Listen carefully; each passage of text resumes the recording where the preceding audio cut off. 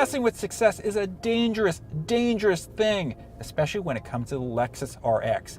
After all, it basically defined what success means in the luxury crossover SUV field. You see, the RX created this whole segment back in 1999, and it has dominated sales ever since. It's also Lexus's best-selling model. A lot of Lexus dealers make their mortgage payments based on RX sales. So what has made the RX so successful? Well, for years it has spoiled owners with a luxurious and comfortable experience while also being very practical and reliable to boot. But here's the problem.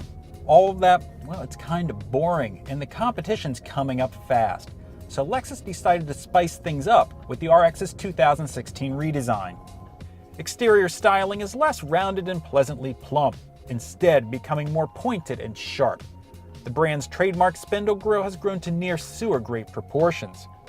Too bad the new styling brought a big blind spot in the rear corners and a shrunken back window. Under the hood is an updated version of Toyota's familiar 3.5-liter V6. This is an impressively efficient engine, and the new 8-speed automatic should help fuel economy even more.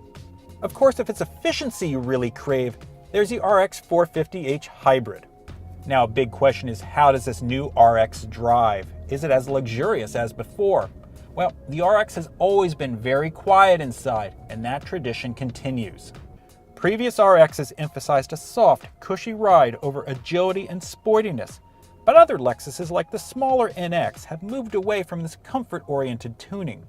Our first impression is that the new RX, it certainly doesn't do anything offensive, but it's not setting any benchmarks either. Now, it does sound pretty wishy-washy, but it's hard to make definitive conclusions based on this particular car.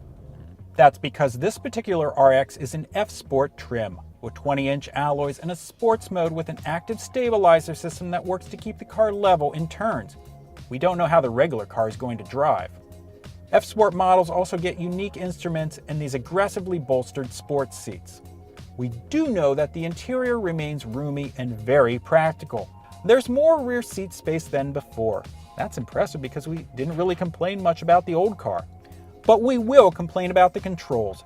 Sure, the giant display screen is easy to read, showing both map and music information at the same time. And you get lots of normal knobs and buttons here. That said, using the mouse-like controller to pick your way through on-screen selections is awkward. We prefer a touchscreen or a knob instead.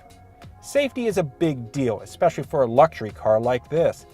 The Lexus Safety System Plus includes forward collision warning with automatic braking to prevent some crashes. There's also lane departure warning and lane keep assist. It's great that the safety equipment is optional for not much money. But given that, it should probably just be standard on a luxury car like this. Note also that Lexus still doesn't make a 3-row crossover SUV. There's only 2 rows in the RX. If you need that 3rd row in this price range, you're probably going to be shopping the similar-sized Acura MDX. And as much as the RX dominates this field right now, fresh competition like the very nice new Lincoln MKX and the Volvo XC90, they could eat into Lexus's share of the pie.